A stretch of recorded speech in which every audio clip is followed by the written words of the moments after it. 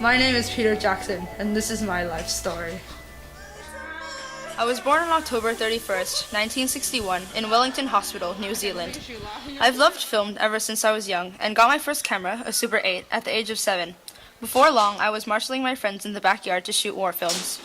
I entered a film contest at the age of 17, and my short movie, The Valley, was screened for the first time on national TV. I was pressured by my school after that to make promotional films, but that wasn't for me. I hated being told what to do, because I worked best with freedom. And so I quit school, shocking I know, and devoted myself to passion. But filming didn't go so well at first. Because it's such an expensive hobby, buying the props and equipment and rolls of film is really insane. It's hard to pay for. But I got my first job as a photo engraver, and somehow managed to make it through.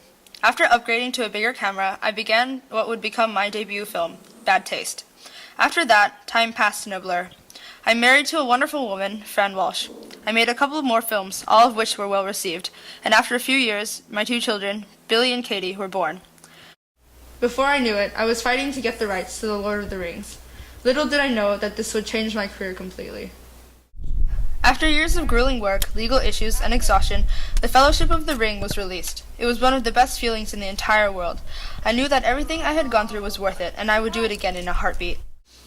I went on to release The Two Towers and The Return of the King, which became the #2 highest grossing movie of all time, just under Titanic. It was unbelievable. A small guy like me, with no background, suddenly recognized by the entire world. It was like a dream come true, literally. Then came my chance to produce King Kong, the movie that had inspired me to pursue filming in the first place. It was one of the most joyful times in my life. In the years after, I completed work on Lovely Bones and began to film The Hobbit. The trailer was released less than a month ago, and you should go check it out right now. And now we're caught up with my life. So I'm looking forward to the release of The Hobbit in December next year, and look out for that in theaters.